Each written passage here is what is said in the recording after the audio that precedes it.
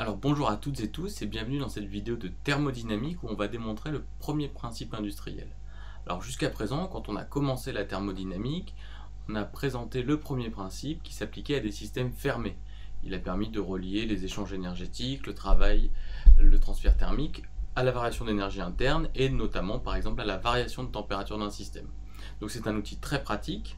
Toutefois, quand on regarde un certain nombre de situations de la vie courante, on s'aperçoit que les systèmes que l'on étudie ne sont pas fermés, ils sont ouverts, c'est-à-dire par exemple on peut avoir du fluide qui rentre dans le système et qui en sort, et on aimerait connaître par exemple quelle est l'élévation de température du fluide entre l'entrée et la sortie, en fonction par exemple de la puissance thermique qu'on lui apporte lors de la traversée du système.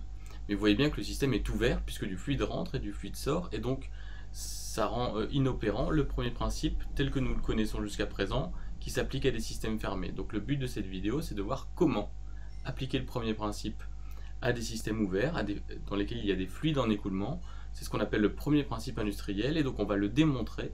Et à partir du premier principe sur les systèmes fermés, grâce à une petite astuce qui est au cœur de la démonstration que nous allons faire, et c'est ce que nous allons voir maintenant.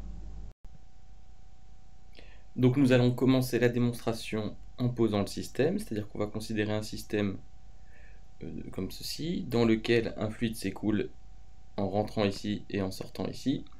Donc on va définir ici le sens d'écoulement. On a un débit massique en sortie, dms et un débit massique en entrée, mais comme nous sommes en régime établi, en fait, on a conservation du débit massique, donc c'est le même en entrée et en sortie. Et donc ça, c'est un système a priori ouvert, puisque de la matière rentre ici et sort ici, et donc nous ne pouvons pas lui appliquer directement le premier principe, puisque le premier principe sous sa forme du plus dEc, donc variation infinitésimale de l'énergie interne plus de l'énergie cinétique, est égal au transfert thermique reçu élémentaire plus le travail élémentaire, cette relation n'est valable que pour un système fermé. Alors d'ailleurs, je vais insister en mettant une étoile ici pour bien dire que le système dont on calcule l'énergie interne et l'énergie cinétique doit être fermé. Alors, quelle est l'astuce? Et bien finalement, c'est de se dire, bon, considérons un instant donné t. À un instant donné, je peux définir ce système-là à l'instant t, donc je vais le nommer sigma, système sigma à l'instant t.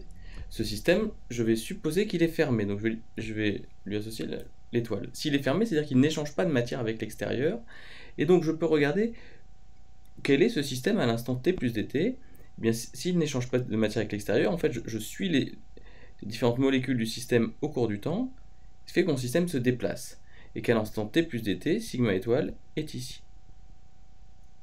Et là, sigma étoile est un système fermé, puisque ce sont les mêmes molécules à l'instant t plus dt, et donc je vais pouvoir lui appliquer le premier principe.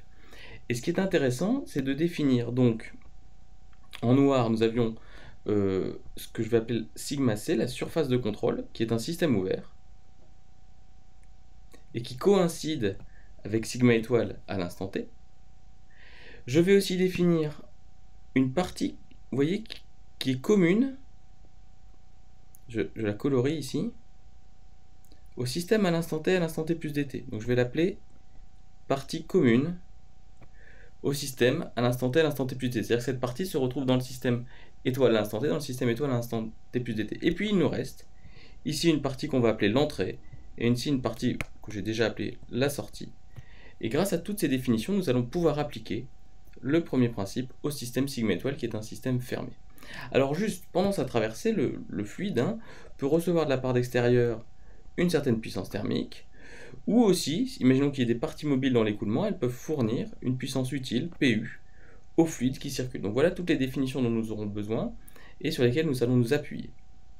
Alors, définissons proprement les choses. Le système étudié, pour appliquer le premier principe, ça va être sigma étoile, qui est fermé, j'insiste, qui coïncide avec la surface de contrôle sigma c à l'instant t. Nous allons appliquer un premier principe entre deux instants très proches, infiniment proches, t et t plus dt. Et nous allons expliciter chacun des termes qui apparaît dans le premier principe. Donc je l'aurais écrit, du étoile plus dEc étoile égale delta Q plus delta W. Alors, on va expliciter chaque terme. Alors, du étoile. Premier terme, du étoile. Alors du étoile, par définition, c'est la variation de l'énergie interne du système entre l'instant final et l'instant initial, donc c'est U étoile de T plus dt moins U étoile de T. Or, on va décomposer à quoi correspondent ces deux quantités. Le système à l'instant t, il est constitué, on retourne le voir, à l'instant t, donc je vous rappelle, c'est ce qui est colorié ici de cette couleur.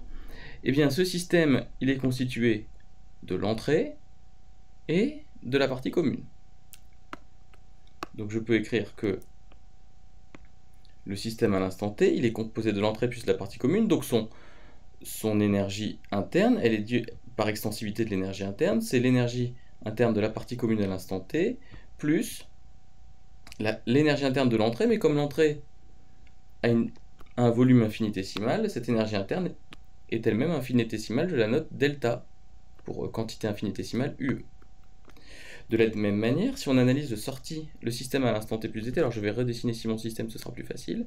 Donc là j'ai le système à l'instant t, j'ai le système à l'instant t plus dt, et j'ai la partie commune entre les deux. Et bien le système à l'instant t plus dt, on voit que c'est la partie commune plus la sortie. Et donc son énergie interne, c'est l'énergie interne de la partie commune de l'instant t plus dt, plus l'énergie interne de la sortie, mais qui est elle-même infiniment petite, puisque la sortie possède un volume infinitésimal entre t et t plus dt. De plus, je fais une hypothèse supplémentaire sur mon premier principe.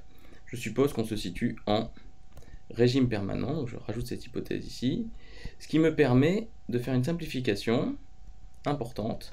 Si j'insiste régime permanent, c'est que la partie commune, finalement, a tout le temps les mêmes propriétés au cours du temps. Vu qu'on est en régime permanent, on peut revenir à 10 minutes plus tard, la partie commune aura les mêmes propriétés. Autrement dit, entre t et t plus dt, elle a la même énergie interne, car nous sommes en régime permanent.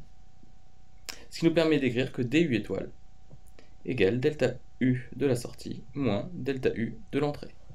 Ça, c'est le premier résultat essentiel de la démonstration. La variation d'énergie interne entre t et t plus dt, c'est l'énergie interne de la sortie moins l'énergie interne de l'entrée. Alors de la même manière, on va pouvoir exprimer la variation de l'énergie cinétique, puisque nous avons la même définition. Par définition, c'est l'énergie cinétique du système étoile à l'instant t plus dt moins l'énergie cinétique du système étoile à l'instant t.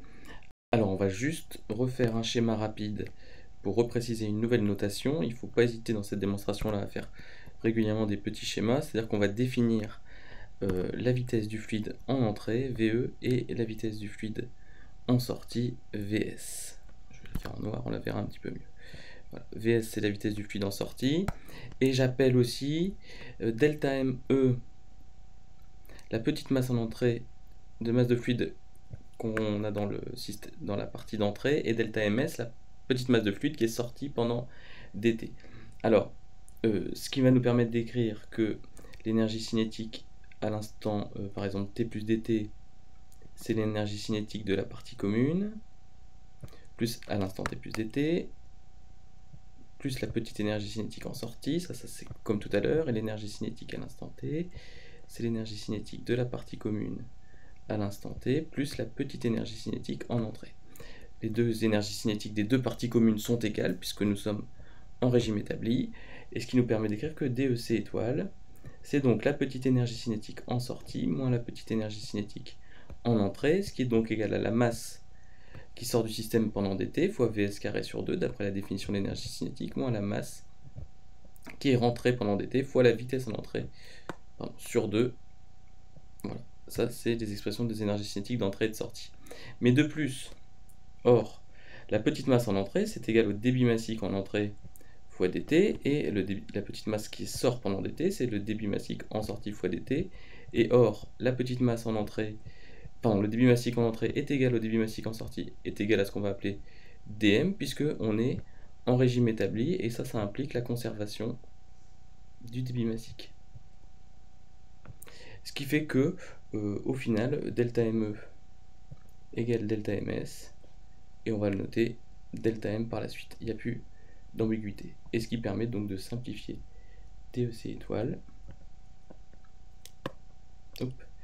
DEC étoile, comme étant delta M, facteur de Vs carré moins VE carré sur 2. Donc voici l'expression de DEC étoile. Donc il nous reste maintenant exprimer, donc si on revient dans l'écriture du premier principe, les travaux qui s'exercent sur le système. Alors il y a plusieurs types de travaux.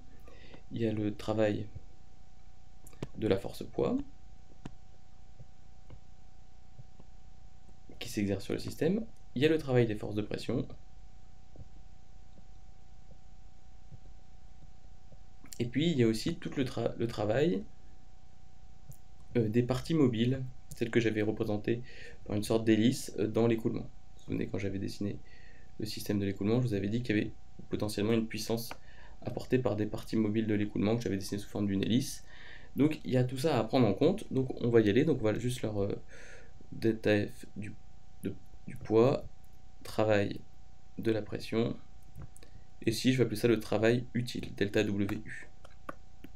Donc en fait on a trois termes à exprimer ici. Alors on y va.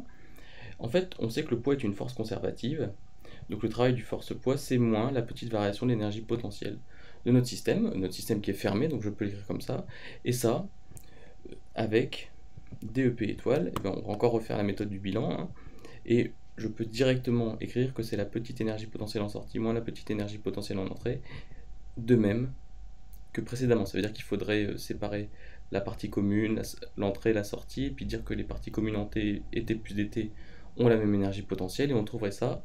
Ça donne donc la petite masse en sortie, fois l'accélération de la pesanteur, fois l'altitude de sortie, moins delta M, G, ZE. Donc où j'ai introduit en fait une nouvelle notation, mais qui est assez évidente. Donc maintenant je peux dire que le petit travail du poids, c'est moins delta M, G, ZS, moins Z2, avec une nouvelle notation que je définis juste ici sur un nouveau schéma qui veut m'être utile pour la suite. Hop. Donc le système à l'instant T, le système à l'instant T plus dt, et donc si on définit un axe vertical ascendant, j'ai ici l'altitude d'entrée et l'altitude de sortie. On va maintenant s'intéresser au travail des forces de pression. Et pour ça, je vais introduire encore une nouvelle grandeur, donc c'est pour ça qu'il est important de refaire le schéma à chaque fois, la pression d'entrée et la pression de sortie. Et en fait, la pression d'entrée, elle appuie sur le système pour le faire avancer, et la pression de sortie, elle résiste un petit peu sur le système. On peut aussi définir la section de sortie et la section d'entrée du système, ça va nous être utile, puisque on sait que le travail des forces de pression, ça va être le travail de la pression en entrée, plus le travail de la pression en sortie. Alors là, j'attire votre attention, c'est probablement une des parties les moins bien réussies en général quand on refait la démonstration du premier principe industriel, donc il faut la faire calmement. Donc le travail de la force de pression en entrée, je vais repartir de la définition du travail d'une force. C'est la force de pression en entrée. Force de pression en entrée, scalaire, le déplacement du système en entrée. Alors oui, le déplacement du système en entrée, c'est un déplacement élémentaire, delta E qui va comme ça, qui dit que le système est passé de là à là pendant dt, donc j'ai un déplacement élémentaire comme ça. Je peux même ici dessiner le vecteur déplacement élémentaire en sortie, puisque mon système entre t plus dt est passé de là à là. La force de pression en entrée, c'est la pression d'entrée fois la surface d'entrée fois un vecteur U, unitaire, qui est dans ce sens-là. La force de pression en entrée, elle va bien vers la droite. Scalaire delta E, donc E, c'est un vecteur unitaire. Hein.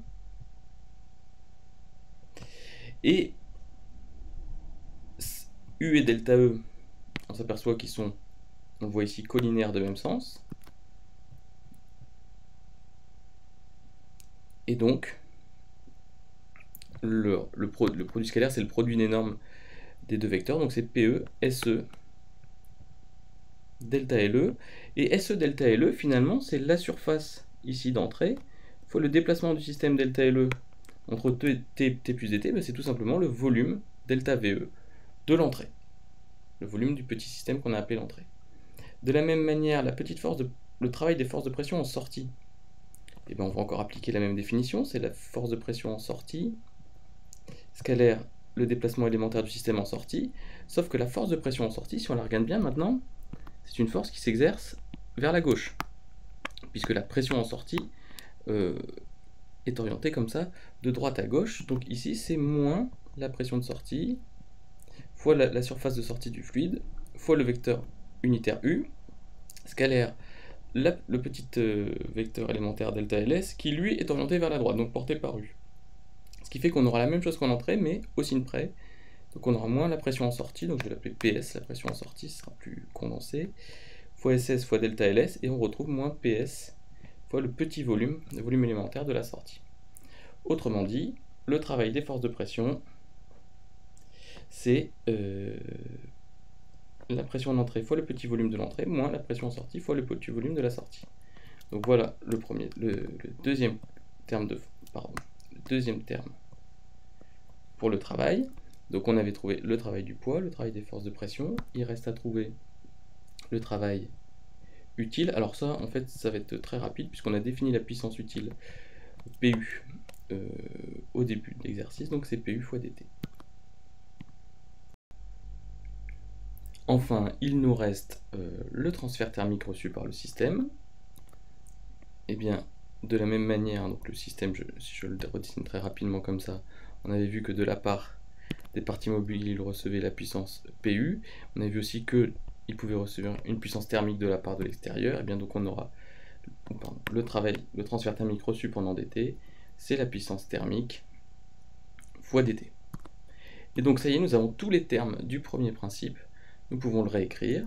Donc du étoile plus dec étoile égale delta Q plus delta W, ce qui donnait delta US moins delta UE, plus delta M, vecteur de Vs carré sur 2 moins VE carré sur 2, égale PTH dt, et au niveau des travaux, on avait l'énergie potentielle, enfin moins la variation de l'énergie potentielle, donc moins delta M, G facteur de ZS moins Z2, le travail des forces de pression, plus PE delta VE moins PS delta VS, et le travail utile, donc plus PU dt. Alors nous allons juste faire passer ce terme-là et ce terme-là de l'autre côté, et regrouper avec delta US, ce qui fait que là j'ai delta US plus PS delta VS, moins delta UE plus PE delta VE, plus delta M facteur de Vs carré sur 2 moins VE carré sur 2, et plus delta mg facteur de ZS moins Z2 égale PTH plus PU fois dt. Donc ça c'est une autre écriture. Et alors on s'aperçoit d'ici de quelque chose. Là nous avons l'énergie interne du petit volume de sortie plus sa pression fois son volume. Et bien ça par définition c'est l'enthalpie de la sortie. Donc je vais la noter delta HS. De la même manière, ce terme, c'est l'énergie interne de l'entrée plus la pression fois le volume de l'entrée. C'est donc la petite enthalpie, H égale U plus PV, on rappelle, de l'entrée. De plus, je vais définir l'enthalpie massique en entrée, HS, si son entrée c'est HE, qui est la petite enthalpie de l'entrée sur sa masse. Et HS, la petite enthalpie, l'enthalpie élémentaire en sortie sur sa masse. Et bien, en factorisant par delta M, on arrive donc à l'expression suivante, delta M, facteur de HS moins HE, plus Vs carré sur 2 moins VE carré sur 2, plus GZS moins Z2, égale PTH plus PU fois dt. Et en divisant par dt, on fait apparaître le débit massique, la petite masse qui traverse une surface pendant dt. On trouve que dm fois, alors ça je vais l'appeler delta h, plus delta v carré sur 2, plus delta gz, égale pth plus pu. Et ça, c'est ce qu'on appelle le premier principe industriel, ou le premier principe pour les fluides en écoulement, ou le premier principe pour les systèmes ouverts, avec H qui est l'enthalpie massique,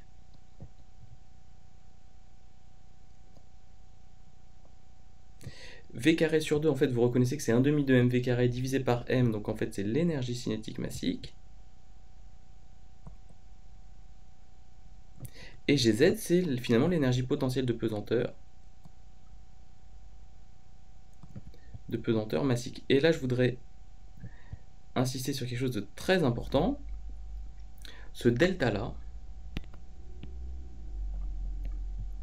ce n'est pas un delta au sens final moins initial comme habituellement en thermodynamique. Quand on écrivait le premier principe pour le système fermé, on écrivait delta U et on disait que delta U c'était U final moins U initial. Ici, c'est delta au sens sortie moins entrée. C'est un delta géographique.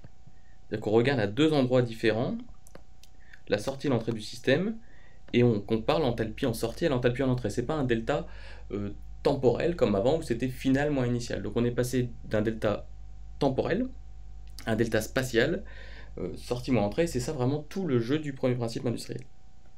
Alors voilà l'écriture du premier principe industriel. Il y en a une autre, c'est-à-dire que parfois nous divisons par le débit massique et nous avons delta H plus delta V carré sur 2 plus delta Gz qui vaut PTH sur dm plus PU sur dm. Je vais juste garder la même notation.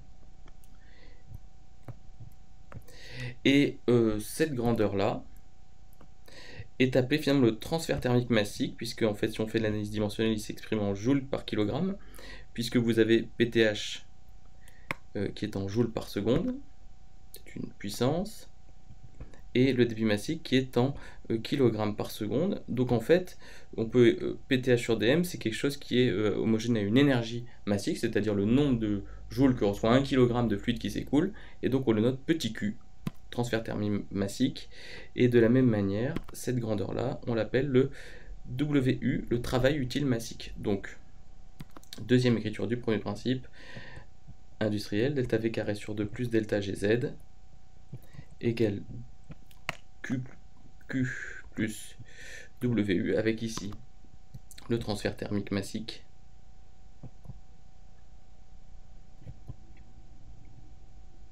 et ici le travail utile massique.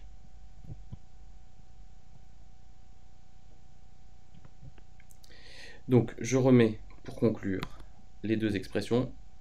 dm facteur de delta H plus delta V carré sur 2 plus delta Gz égale PTH plus PU, ou la première. Moi je préfère largement celle-là dans les exercices, elle est beaucoup plus intuitive à utiliser, mais ça après ça dépend des données dont nous disposons. Et ces deux relations s'appellent premier principe industriel ou premier principe pour les fluides en écoulement